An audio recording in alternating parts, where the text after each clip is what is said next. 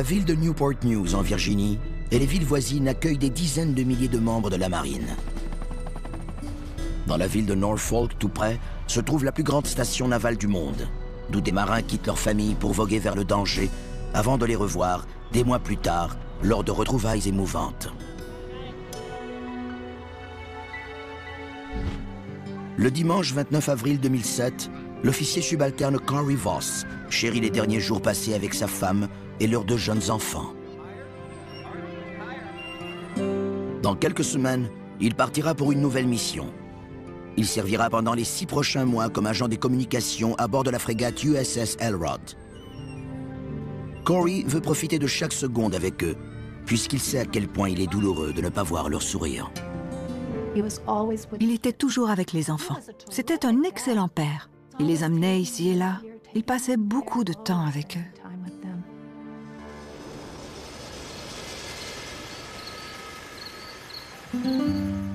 Pour le couple, c'est une soirée toute spéciale. Après avoir couché les enfants, Corey et Katerina, que plusieurs appellent Kat, partagent un repas en amoureux. Ce précieux instant en couple, ils l'ont tous les deux attendu avec impatience toute la journée.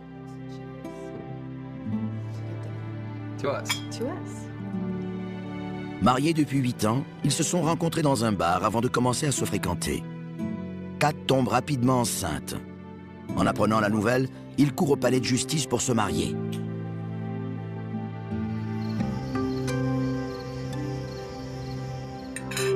Après le repas, en retour de son dur labeur dans la cuisine, Kat a une faveur à demander à son mari.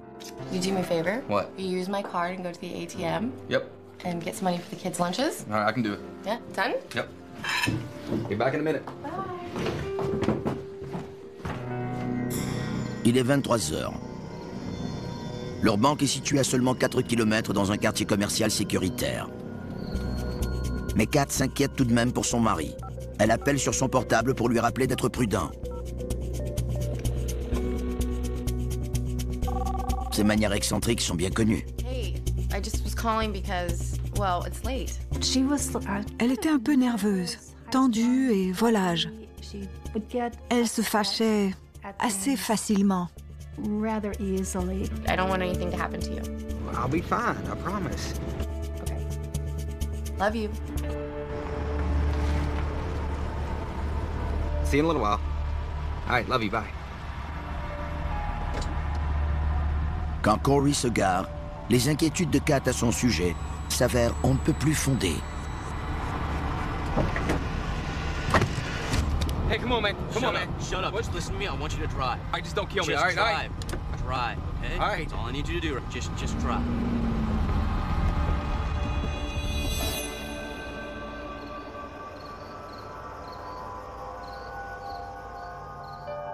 Il est maintenant 23h30.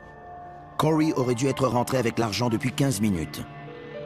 Kat tente de le joindre sur son portable, mais il ne répond pas. You haven't picked up in a while, and I just wanted to know if everything's okay. And if you're coming home soon, so call me when you get this. Okay. Love you, bye. Elle appelle la police pour vérifier s'il y a eu des accidents de la route. Rien. Elle appelle sur son navire, mais l'équipage ne l'a pas vu. He left at 11 and he hasn't shown up yet, and it's... Elle appelle dans les hôpitaux locaux. Hi, I just hasn't come back yet. Toujours rien. His name's Corey Voss. He's, Personne n'a vu Corey. Personne n'a eu de ses nouvelles. Hey, Mom. À 3 heures du matin, elle réveille sa mère, qui lui offre de l'aider à le retrouver. I just didn't know who to call, so I guess if he calls you, just will you let me know where he is and that he's okay? Okay. I love you. Bye. Sa mère parcourt les rues pour retrouver sa voiture.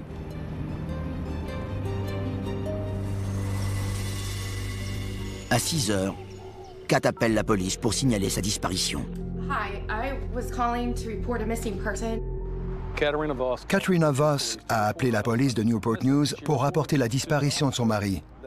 Elle a dit à l'agent que vers 23 heures la veille, il était allé à ce guichet pour retirer de l'argent et qu'elle n'avait plus de nouvelles de lui depuis. Les autorités envoient un agent chez elle pour obtenir plus de détails.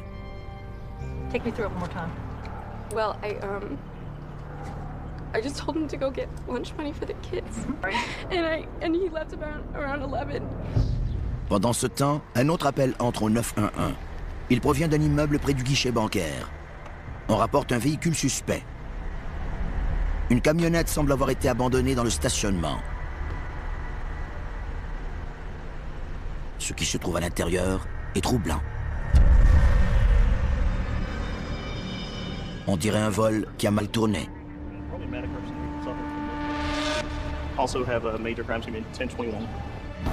L'agente qui s'entretient avec Kat entend par radio qu'un corps a été retrouvé. Pour ne pas l'alarmer, elle n'en dit rien. Elle lui promet de lui apporter des nouvelles plus tard.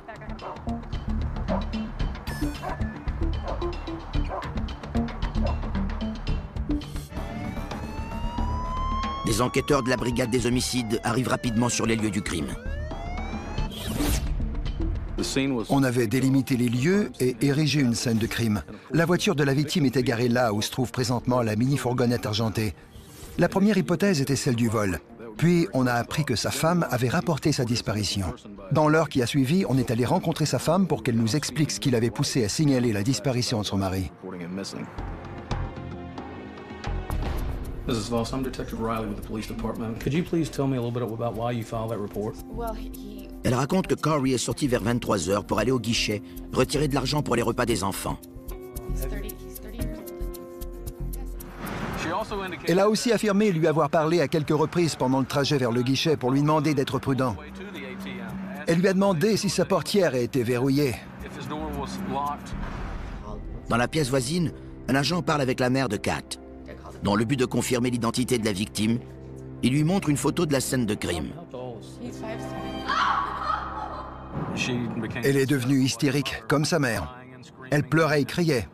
Elle est tombée à genoux et semblait faire de l'hyperventilation. L'annonce du meurtre frappe et effraie la communauté unie de la marine. En lisant la nouvelle dans le journal du lendemain, les gens se sont dit que c'était une histoire tragique. Un jeune officier de la marine avec une femme et 2 enfants avait été abattu à bout portant. L'apparente violence gratuite dans le meurtre de Corey rend l'histoire d'autant plus tragique. Mais en examinant le corps de plus près, les policiers remettent en question l'hypothèse du vol qui a mal tourné. Quand quelqu'un est abattu à la suite d'un vol qui tourne mal, on voit 1 ou 2 blessures par balle parce que la personne essaie de s'enfuir. Quand il y a 5 blessures, ça indique forcément que la personne a dû rester un peu plus longtemps. C'est habituellement un crime passionnel ou une affaire personnelle. Les enquêteurs tiennent une première piste importante. La caméra de surveillance de la banque montre Corey, ne se méfiant de rien, qui étend le bras pour utiliser le guichet, tandis que son présumé meurtrier arrive par derrière. Des images de la caméra de surveillance de la banque révèlent qu'il tentait sans succès de retirer de l'argent d'un nouveau compte ouvert par sa femme, Kat. Un inconnu est monté du côté passager. Les policiers sont frustrés de constater que le criminel reste dans l'ombre. On voyait l'agresseur monter dans le véhicule, mais l'image n'était pas assez claire pour pouvoir le décrire.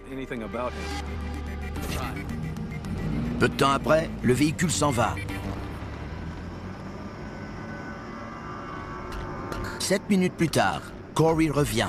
Il essaie de nouveau de retirer de l'argent, toujours sans succès. Les enquêteurs sont persuadés qu'une arme est pointée sur lui pendant tout ce temps. Il repart. On ne le reverra plus vivant. Les policiers utilisent la meilleure technologie disponible pour tenter d'obtenir des images plus claires. On a tenté d'améliorer les images. On a même demandé l'aide de la NASA.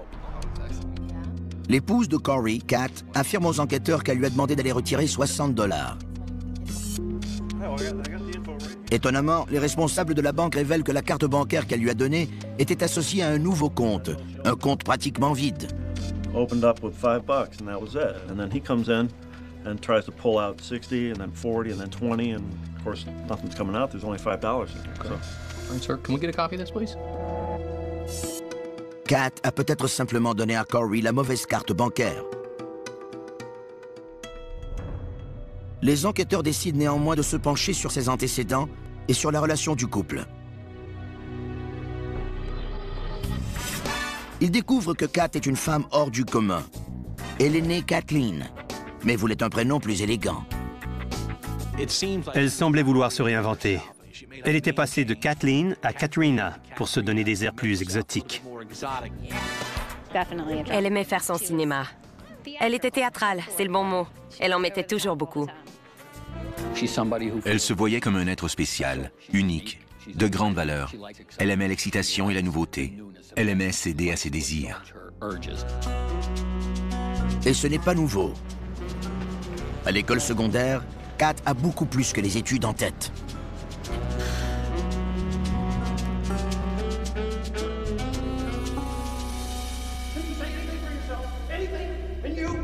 À 17 ans, ses ébats passionnés prennent fin subitement. Elle est enceinte.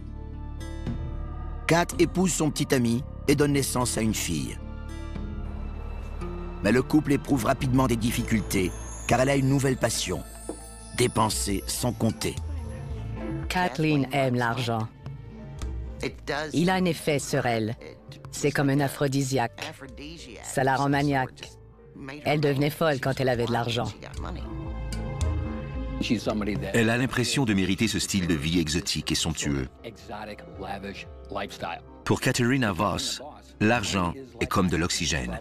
C'est probablement ce qu'il y a de plus important au monde pour elle, et elle concentre tous ses efforts là-dessus. Un parent riche lui lègue 25 000 $ en fiducie, de l'argent qu'elle pourra dépenser dès qu'elle aura 21 ans. Le jour de ses 21 ans, elle est entrée en trompe chez moi. Elle a dit « J'ai 21 ans aujourd'hui. » Je suis allée chez mon père et je lui ai dit que je voulais mon argent. Je lui ai dit que je me foutais où il était investi. S'il ne me donne pas l'argent d'ici 17 heures, j'appelle la police et je vais faire toute une scène. Je veux mon argent. Kat obtient ce qu'elle désire et part immédiatement faire les magasins. Elle est tombée dans ses magasins comme un rat dans une usine à fromage. Elle avait les yeux exorbités et respirait bruyamment. Elle était maniaque. Elle a très peu d'autodiscipline. Après 6 semaines, elle n'avait plus rien. J'ai parlé de son argent et elle m'a dit « Il n'y en a plus ». On pourrait donner 1 million à Katerina Voss et il disparaîtrait en 6 mois. Après 5 ans de troubles financiers, son mari en a assez et demande le divorce. Elle a 22 ans et part à la chasse d'un nouvel homme sans perdre de temps, pendant que ses parents élèvent sa fille.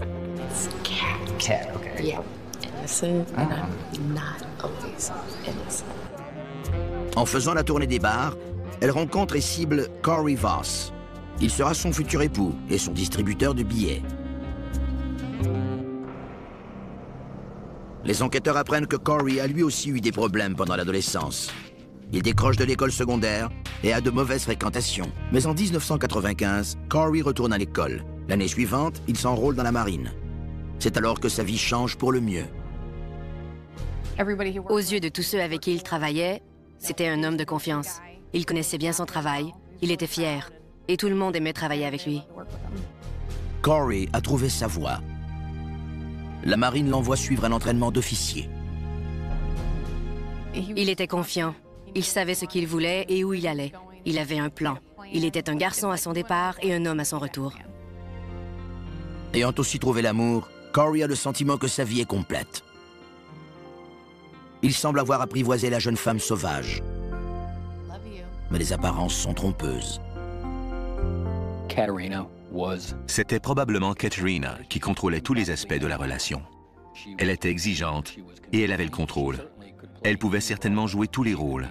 Elle pouvait être séduisante, aimante et charmante en surface. Je suis certain qu'elle lui a fait sentir qu'elle l'aimait. Elle a probablement tôt fait de découvrir qu'elle pouvait convaincre Corey de faire tout ce qu'elle voulait. Corey est amoureux et le couple se marie rapidement.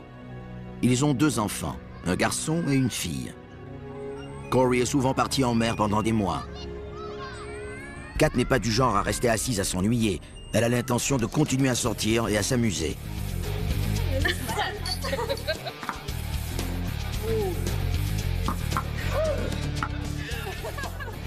Elle aimait rencontrer de nouvelles personnes. Elle adorait être le centre d'attention. Elle était très amusante. Hey, bartender. Elle payait toutes mes consommations et donnait de gros pourboires.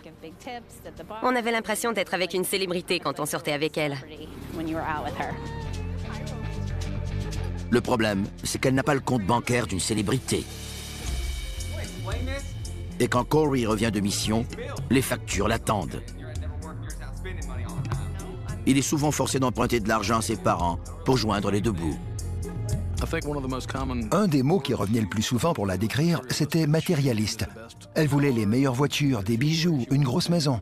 Elle ne voulait que ce qu'il y a de mieux. Corey a fait tout ce qu'il a pu pour tenter de la satisfaire.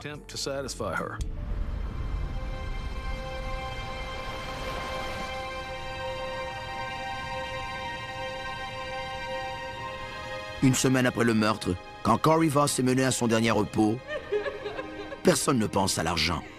La douleur de sa famille devient encore plus vive quand elle apprend qu'il a souffert d'une mort lente et atroce.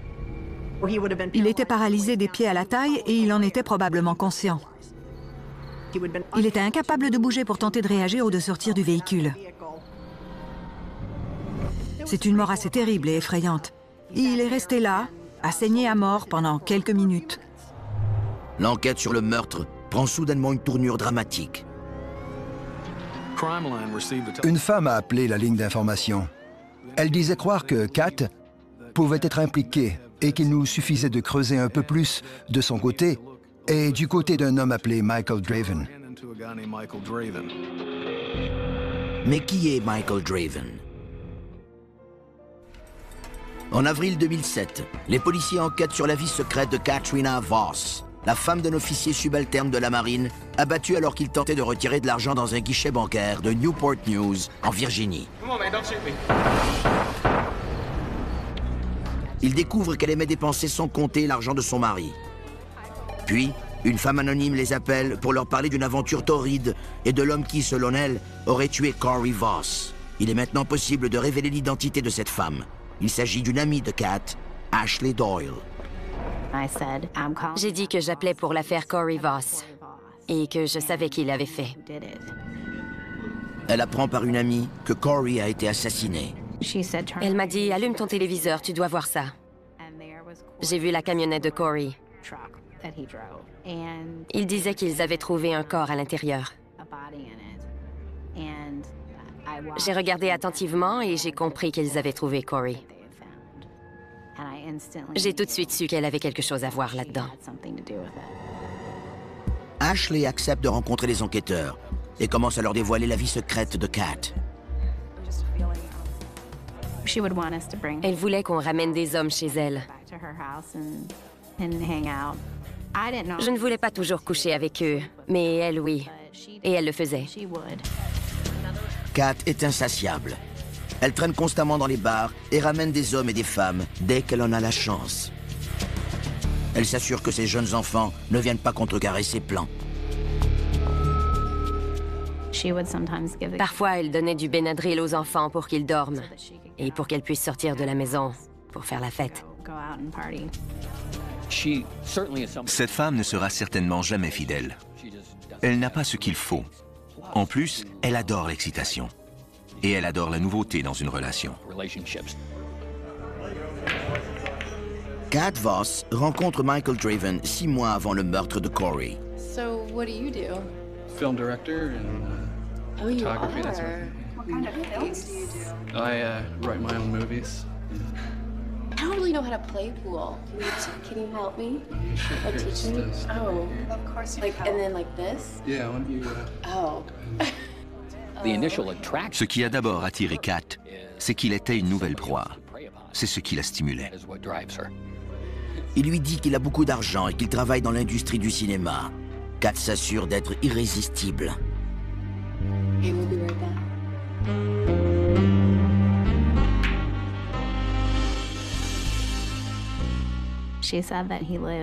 Elle a dit qu'il vivait dans un quartier de luxe et dans une immense maison. Il lui avait dit qu'il était un photographe très populaire. Ce n'est pas tout à fait vrai. Il s'était aussi inventé une vie, mais il était très peu sûr de lui. Les enquêteurs apprennent que Michael Draven est un homme de 27 ans, excentrique et exubérant, qui ment autant sur sa vie que Kat ment sur la sienne. Sur son compte MySpace, il dit être producteur de films et président de Red Snow Films. J'imagine que c'était un rêveur. Il avait écrit qu'il était producteur de films, acteur et écrivain, et qu'il faisait beaucoup d'argent, alors qu'en vérité, il n'avait pas d'emploi. Il vivait avec sa mère et son beau-père dans une maison mobile et aidait parfois sa mère à livrer des journaux la nuit. Draven a un autre gagne-pain. Il se porte volontaire comme cobaye pour des recherches médicales. C'était de l'argent facile. Il n'avait pas à sortir et à se trouver un emploi qu'il n'arriverait probablement pas à conserver. Corey est en mer et la relation entre Michael et Kat s'intensifie. Michael affiche même des photos de Kat et de ses enfants sur MySpace en disant que ce sont ses enfants. Je ne sais pas pourquoi Katerina s'intéressait autant à lui. Dès leur rencontre, ils étaient soudés. Ils étaient souvent ensemble et ils prenaient une grande place dans sa vie. Les policiers ont encore plus de raisons d'avoir des soupçons. Ils découvrent que Kat et Michael possèdent un compte bancaire conjoint à la même succursale où Corey a tenté sans succès de retirer de l'argent le soir de son assassinat. Kat et Draven ont de solides alibis pour le meurtre. Sans lui mentionner qu'il la soupçonne, les enquêteurs interrogent Kat sur son couple. On lui a demandé si son mari ou elle avait des relations extra-conjugales. Elle a nié et dit que tout allait bien dans leur couple. Convaincus que Kat ment, les enquêteurs persuadent Ashley de travailler avec eux et de tenter de faire avouer à son ami son implication dans le meurtre de Corey. On lui a demandé si elle accepterait de porter une caméra pour nous. Elle a accepté.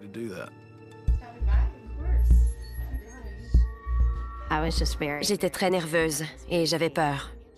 Je me disais, et si elle voit le fil, qu'est-ce que je vais faire? J'ai dû me préparer psychologiquement et mettre un masque pour ne pas lui faire voir ce qui se passait.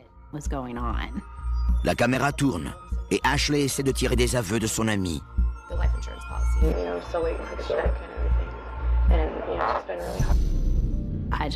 Je me suis dit, mon Dieu, elle sait que la caméra est pointée vers elle.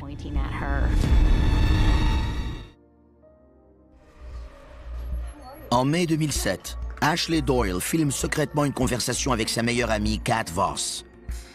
Elle espère que Kat lui avouera avoir fait tuer son mari. Mais manque de chance, le champ de vision de la caméra secrète dissimulée dans son sac est bloqué. Et Kat n'avoue rien.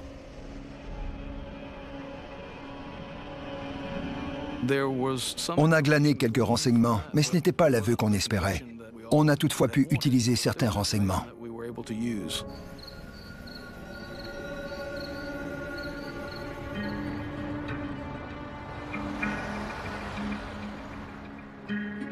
Avant longtemps, Kat Voss pense de nouveau à l'argent.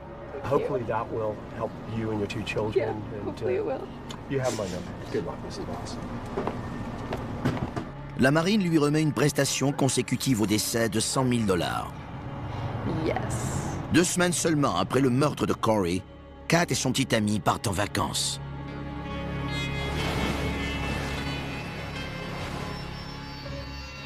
Toujours prête à se donner en spectacle, elle a rencontré en la personne de Michael Draven un être tout aussi théâtral. Pour attirer l'attention, il s'affuble de nouveaux vêtements bizarres et de bijoux. Excuse me. I am related to Dracula. And this is my wife, Katerina from Russia. Hello, nice to meet you. Hey, look out for Red Snow Pictures' new film coming next year.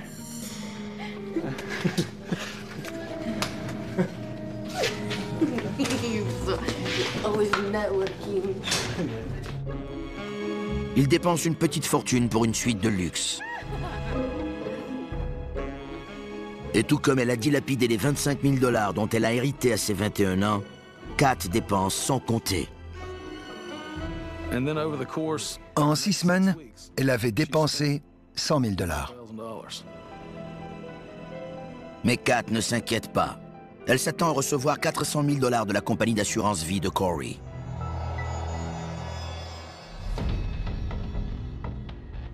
les policiers commencent à surveiller chaque geste de Kat. Ils croient que l'argent est le motif du meurtre, mais ils n'arrivent pas à le prouver. Ils apprennent une autre mauvaise nouvelle. La NASA n'a pas réussi à améliorer la qualité de la vidéo de surveillance pour aider à l'identification du tueur. Puisqu'on croit que le motif principal du meurtre de Corey était d'obtenir de façon frauduleuse l'argent d'une assurance vie de la marine, les autorités fédérales se mêlent du dossier. Kat Voss a compris que son mari Corey valait plus mort que vif. Elle a compris qu'elle pourrait mettre la main sur 500 000 $ s'il n'était plus là. Be careful. Love you. C'était un cas classique de désir, d'envie et de cupidité. Les autorités avisent la compagnie d'assurance vie qu'elle soupçonne la femme de Corey. Avant de payer, la compagnie d'assurance doit être certaine que les membres de la famille sont lavés de tout soupçon. Évidemment, on ne voulait pas le faire pour elle. On leur a demandé de retenir ce paiement. Les mois passent et les policiers ne peuvent toujours rien prouver. Puis, il y a une percée. On entend parler d'une vieille arrestation et de la confirmation que Kat avait une aventure avec Michael Draven avant la mort de son mari. Draven a été accusé d'avoir battu une ancienne petite amie. On a appris que Michael Draven avait été détenu pendant 6 jours à la prison de Newport News, quelques mois avant le meurtre. Ça nous a intéressés parce qu'on sait que les appels sont enregistrés à la prison. On a retrouvé ces appels et on a commencé à les écouter. This call is subject to monitoring and recording. Baby. What? I can almost feel you in here on top of me. On entend un commentaire effroyable sur le destin de Corey. Well, there's one little factor that'll be taken care of very soon. Just to let you know. Don't say it on here because it's recorded. What? Corey? Well, I talked to your friend the other day. I talked to him for like an hour and a half. And I'm going to be taking care of it from here on. just don't get yourself in trouble, okay? I will go and sell my soul to the devil just to get all the money that we need to where we can go and live our lives somewhere else. Kat Voss s'incrimine davantage en révélant ce qu'elle a l'intention de faire avec l'argent de l'assurance vie alors que son mari est toujours vivant. We are going to be spending it. We are going to be going places. We're going to be doing things. I'm not going to just sit there and do nothing. I know that. I'm hooked up for life. You know, I get retirement. Yeah, lucky The rest you. of my life. Lucky you. Which means us. Lucky you. It means us. I love you. I love you too, honey. Goodbye. Les accusations de voies de fait contre Draven sont finalement abandonnées. Mais avant de le relâcher, les enquêteurs apprennent le nom d'un potentiel tueur à gages.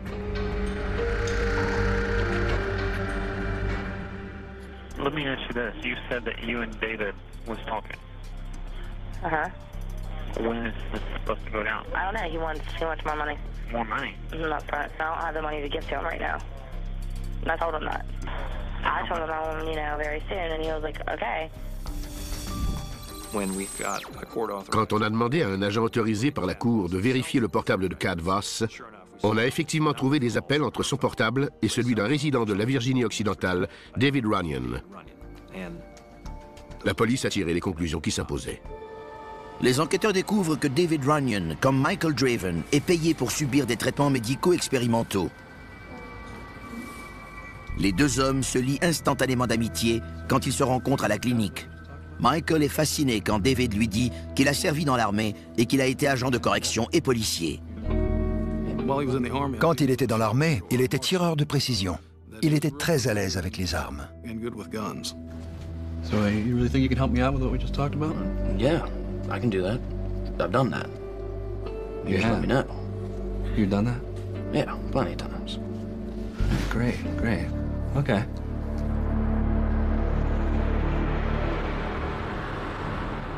Six mois après le décès de Corey Voss, Kat n'a plus un sou et elle ne peut toujours pas encaisser l'assurance vie de Corey. Michael Draven a aménagé avec elle, mais elle ne change pas son style de vie pour autant. Il reste à la maison et garde les enfants pendant qu'elle sort s'amuser.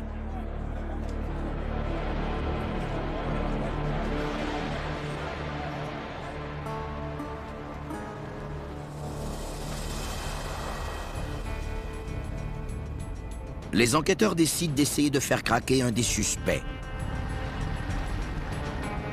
Ils suivent Michael jusque chez Kat, sachant qu'elle est sortie. Michael, tell us a little more about the relationship between you and Kat. I mean, we're just friends, just friends. Well, I don't believe that. So I'm going to give you an opportunity to tell us a little bit more about that. Les enquêteurs sont convaincus que Kat Voss, son amant Draven et un troisième homme, David Runyon, ont assassiné Corey, le mari de Kat. Les policiers mettent intentionnellement de la pression sur Michael et lui font sentir qu'il se rapproche de la vérité. On lui a présenté plusieurs informations qu'on détenait, particulièrement sur la relation entre Kat et lui. On lui a même fait jouer certains appels de prison. See if you recognize this voice. I love you. I love you too, honey. Goodbye. Why don't you tell us the truth, Michael? Il ne savait pas quoi dire. Évidemment, il savait qu'il était cuit parce que c'était sa voix et que Kat et lui avaient parlé de leur avenir, de mariage et de la police d'assurance. I mean, we did have a sexual relationship.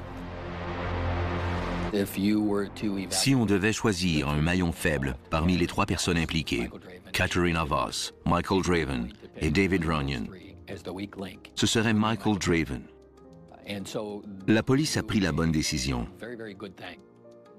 Ils ont mis de la pression sur eux et Michael Draven ne pouvait pas bien la gérer.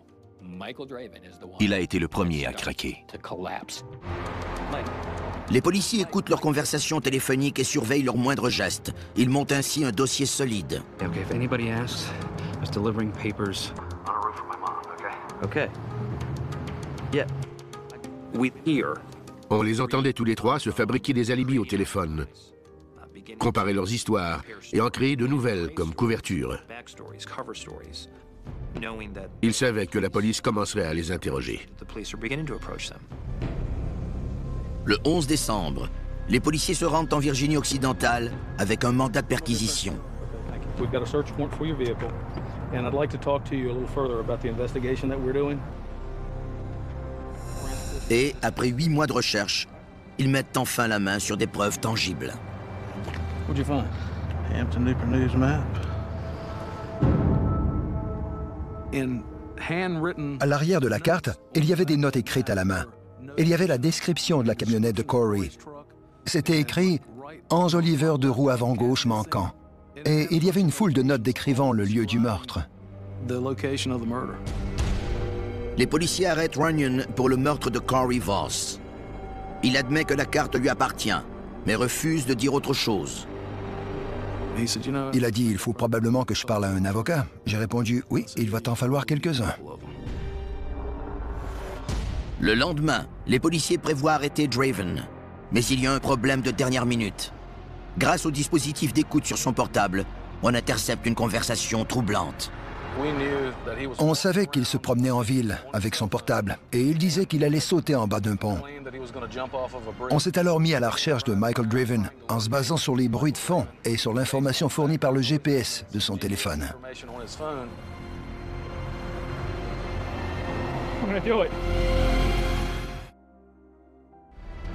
En décembre 2007, les policiers de Newport News en Virginie retrouvent un homme soupçonné de meurtre, Michael Draven, mais il menace de s'enlever la vie. Michael, put the phone down. Put the phone down. It's over with. Put the phone down, Michael. You're under arrest. It's over with, Michael. Put the phone down. Now. Put it down now, Michael. Now. Come on, Michael, do it now. Step down. Step down. He appeared... Il semblait tout simplement abattu et épuisé psychologiquement. Il semblait un peu soulagé que toute cette histoire soit enfin terminée.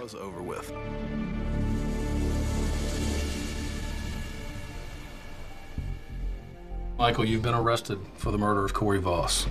We would ask if you would be willing to call Kat. You know that she's the only one that hasn't been arrested yet, and she's going to be. Would you be willing to help us? Call her and ask her to come and pick you up or something. Yeah, I can call her. I'm a good actor. Okay.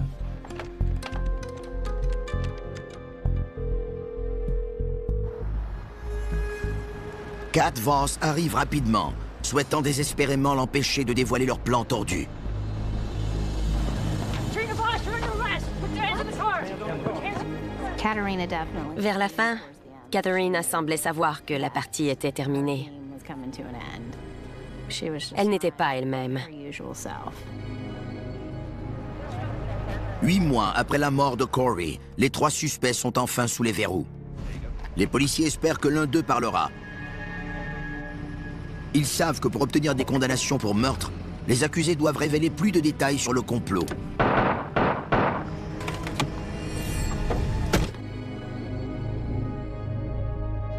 Kat, you understand that you're under arrest for the murder of your husband. Elle était sous le choc et complètement déstabilisée par ce qui s'était passé. Elle a dit qu'elle voulait tout arrêter, mais elle ne savait pas comment. On a dit, « Kat, tu lui as parlé pendant qu'il était au guichet. Be careful. Tu aurais pu revenir en arrière à tout moment jusqu'à ce que Runyon monte dans la camionnette. Tu aurais pu lui dire de s'éloigner, mais tu n'as pas fait. Tu as laissé quelqu'un tuer ton mari pour l'argent. »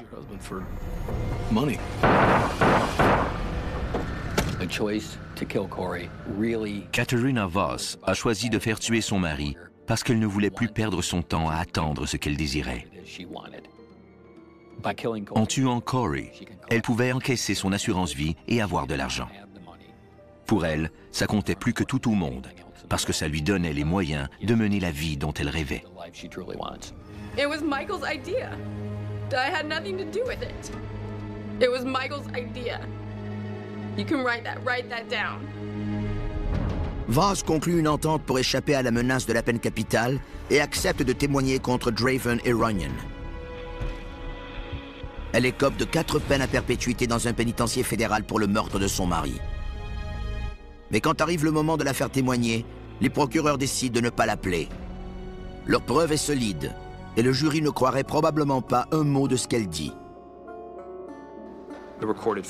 Les appels enregistrés à la prison avant le meurtre, les appels enregistrés entre les 3 accusés après le meurtre, dans lesquels ils se fabriquaient des couvertures, les courriels, le motif, l'argent. Toutes les preuves se mettaient en place de telle façon que le jury a déterminé qu'il s'agissait de preuves accablantes de la culpabilité des 2 accusés. Son petit ami Michael Draven écope aussi d'une peine à perpétuité dans un pénitencier fédéral. Quand Corey a été assassiné, Michael Draven n'était plus d'aucune utilité pour Katerina. Et ça nous révèle le vrai visage de Katerina Voss. Les gens sont là seulement pour qu'elle puisse les utiliser comme bon lui semble. L'avocat de David Runyon affirme que les preuves sont uniquement circonstancielles, puisqu'il n'y a pas de témoins et qu'on n'a retrouvé aucun ADN sur les lieux du crime. Mais Voss et Draven avouent qu'il a accepté de tuer Corey pour $20 000. Go back to the ATM and get me the money. All right, just don't shoot me. En fin de compte, les amants ne lui envoient que quelques centaines de dollars. Runyon est déclaré coupable de meurtre et écope de la peine capitale. C'est un homme très froid, très calculateur. Il a une personnalité hyper masculine. On pourrait presque parler d'une personnalité de mercenaire. David Runyon n'a aucune chaleur.